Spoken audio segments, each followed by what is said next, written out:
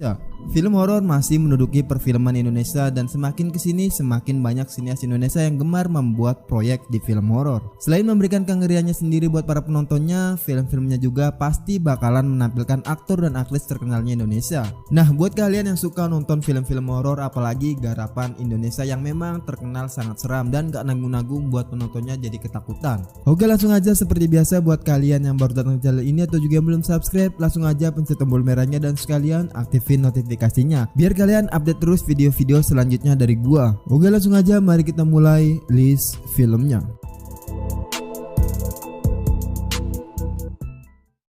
Film pertama dibuka dengan film horor Indonesia yang baru tayang di bioskop era new normal kemarin.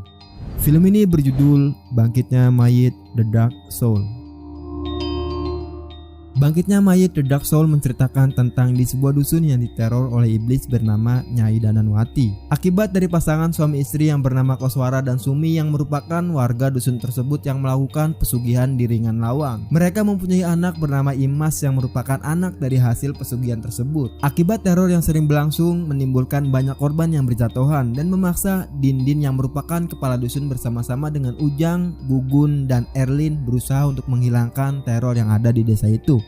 Film horor yang lokasinya di hutan dan dusun ini terlihat membuat telinga sakit ketika harus merasakan suara teriakan bahkan dialog dari para pemain sekalipun. Buat kalian yang kurang nyaman dengan teriakan, gua saranin jangan coba-coba untuk menonton film yang dibintangi oleh Zaki Zima dan Teuku Rizky Wikana ini. Cerita dari film ini sendiri terbilang sangat lama di awal dan itu bisa menimbulkan boring buat para penontonnya. Mungkin sedikit terbantu dari departemen aktingnya yang memang udah lihai improve sana sini terutama Teuku sendiri. Overall film ini fan-fan aja apalagi kalian yang memang suka dengan teriakan-teriakan, jadi nonton aja filmnya.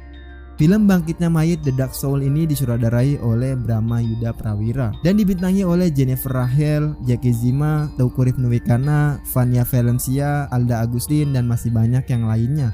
Film ini yang perdana pada 14 Januari 2021 dengan director remaja. Film kedua ini merupakan film horor milenial dan cukup terbilang film horor gaya baru. Film ini berjudul Jangan Sendirian. Film ini menceritakan tentang kisah 4 anak muda dengan setting yang berbeda-beda. Satu hal yang sama, mereka sama-sama sedang sendirian. Karakter pertama tiba di sebuah rumah dan segera mengalami serangkaian kejadian aneh dan menyeramkan. Karakter yang lain sedang berada di kantor hingga larut malam juga mengalami hal yang sama. Pun dengan karakter berikutnya yang sedang berolahraga di tepi pantai dan sedang berkendara di jalan. Mereka berhadapan dengan sosok-sosok misterius yang mengerikan dan berbahaya. Film ini mungkin meminimalisir dari unsur drama para pemainnya, penuh dengan aksi horor yang segar dan alurnya nggak mudah terbaca oleh para penontonnya. Tentunya akan membawa konsep yang menarik dengan hiburan berkelas. Banyak orang lebih sering menyebut film ini sebagai setan milenial. Dalam hal ini setan milenial bisa datang dari mana aja. Berkaca pada film-film horor yang sukses menarik minat para penontonnya dan pada umumnya menampilkan protagonis yang menarik simpati penonton. Hal itu dibangun dari jalinan kisah yang dialami karakter tersebut sepanjang film. Namun karena Jangan Sendirian lebih mengedepankan sensasi teror ketimbang membangun cerita, agak sulit bagi penonton untuk dapat berempati pada hal-hal yang dialami para tokohnya. Film minim dialog ini menjadi semacam dokumentasi kejadian yang dialami oleh para karakternya tanpa memahami latar belakang dan konteks masalahnya. Penonton secara intens disuguhi teror dari makhluk-makhluk halus yang entah datang dari mana dan untuk apa. Film Jangan Sendirian ini disutradarai oleh Exjo dan dibintangi oleh Jesse Michelle Tumble, David Johnskep, Agatha Valerie, Henry Boboy, dan Robby Sugara. Film ini yang perdana pada 14 Januari 2021 dengan director remaja. Film ketiga ini merupakan sequel dari film sebelumnya yang udah berhasil menarik para pecinta film horor. Film ini berjudul Asih 2. Film ini menceritakan tentang Dr. Sylvia yang menerima teror dari sesosok roh jahat setelah dia mengadopsi anak perempuan bernama Anna. Dr. Sylvia menerima laporan soal peristiwa kecelakaan yang menimpa anak berusia 6 tahun. Saat itu Anna ditabrak seorang pengendara mobil saat sedang melarikan diri dari hutan. Meski tidak mengalami luka serius, Sylvia dapat melihat ketakutan dan trauma mendalam yang dirasakan oleh Anna. Rasa iba Sylvia kian memuncak setelah dia mengetahui Anna tidak memiliki orang tua atau sanak saudara. Dia pun meminta izin pada sang suami yaitu Razan untuk merawat Anna di rumah mereka selama beberapa bulan ke depan.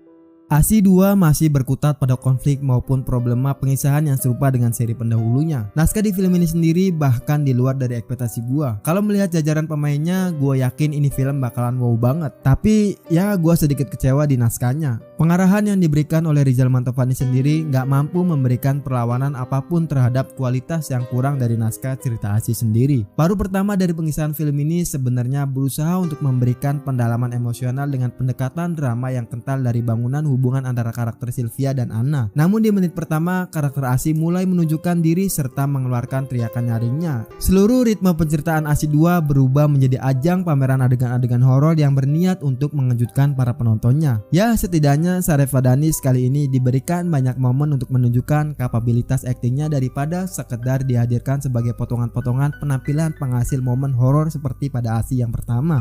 Film ASI 2 ini disutradarai oleh Rizal Mantovani dan dibintangi oleh Saref Wadani, Marsha Timothy, Aryo Bayu, Anantia Rizky Kirana, dan masih banyak yang lainnya. Film ini tayang perdana pada 24 Desember 2020 dan mendapat skor sebesar 7,3 di IMDb di vote dari 93 pengguna akun dengan di-rated remaja.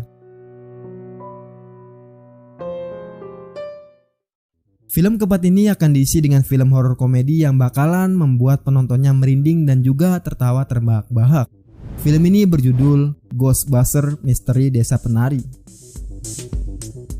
Ghostbusters mengisahkan tentang kehidupan seorang fotografer muda yaitu Sigit yang hidupnya serba berkesusahan menjalani profesinya. Sedari kecil, Sigit telah memiliki kemampuan untuk melihat keberadaan makhluk halus walaupun nggak bisa dia ajak komunikasi. Kemampuannya ini nantinya dia lihat sebagai potensi bisnis dan memang gak semudah itu juga mengembangkan bisnis dari hal-hal supranatural. Dia lantas mengajak sahabat dekatnya yang bernama Genjing untuk membuka bisnis pengusir setan. Namun Genjing baru mau kalau Sigit mengajak sahabat lama mereka yaitu Alexandra, cewek tomboy yang kerap dipanggil Alex. Narasi dari film ini sendiri sebenarnya cukup menjanjikan dari awal. Namun saat eksekusi itu direalisasikan, mulai terlihat CGI yang terlihat murahan. Bukan sesuatu yang bisa kita bilang wow. Jangan membandingkan film ini dengan film Ghostbusters yang asli, pasti kalah jauh lah dari tampilan hantu-hantunya. Meskipun Ghostbusters termasuk jenis komedi slapstick, jokesnya masih sangat garing. Dialognya juga kurang variatif untuk mengandung gelak tawa. Secara keseluruhan, Ghostbusters masih menghibur. Kalau aja elemen lain bisa mendongkrak film ini sampai tingkat maksimal, akan jauh lebih bagus lagi karena film ini sangat menjanjikan bila digarap dengan serius. Seperti halnya Warkop DKI yang mempunyai genre serupa. Film Ghostbusters Misteri Desa Penari ini disutradarai oleh Giri Pratama dan dibintangi oleh Tora Sudiro, Wulan Guritno, Gary Iskak, dan masih banyak yang lainnya. Film ini tayang perdana pada 9 April 2021 dan mendapat skor sebesar 3,7 di IMDb di vote dari 7 pengguna akun dengan di-rated remaja.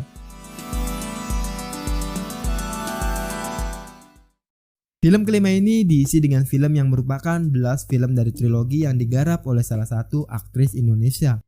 Film ini berjudul Arwah Tumbal Nyai Part Tumbal.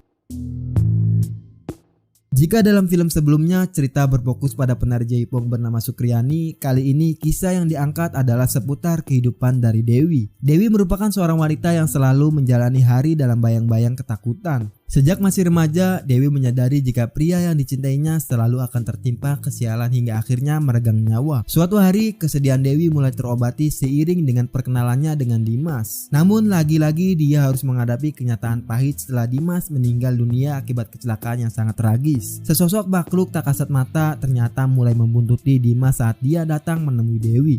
Nggak tahu cerita ini mau dibawa kemana. Bisa dibilang ini lebih parah dari part Nyai, tapi sedikit lebih masuk akal dari part Tumbal. Nah loh, bingung kan? Gue juga sama. Alur ceritanya bisa dibilang lari sana lari sini, tapi mungkin sedikit terselamatkan karena Dewi Persik yang membintangi filmnya. Sedikit kurang masuk akal, tapi penonton bakalan dibikin ngeri penampilan dari Dewi sendiri. Ya seperti biasanya gimana dia memainkan film di genre horor. Film Arwah Tumbal Nyai Part Tumbal ini disutradarai oleh Ari Ajis dan dibintangi oleh Dewi Persik, Evan Sanders, Yama Careless, Zaskia Gotik, Ayu Ting Ting, Angga Wijaya, dan masih banyak yang lainnya.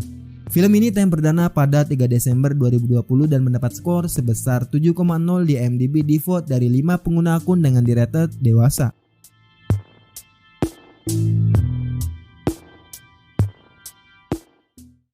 Oke, mungkin itu aja beberapa judul film horor terbaru yang mungkin film-filmnya bisa membuat kalian merinding saat menontonnya. Nah, seperti biasa buat kalian yang mau menambahkan list film seperti ini atau juga mau request rekomendasi film ke gua, kalian bisa tulis di kolom komentar.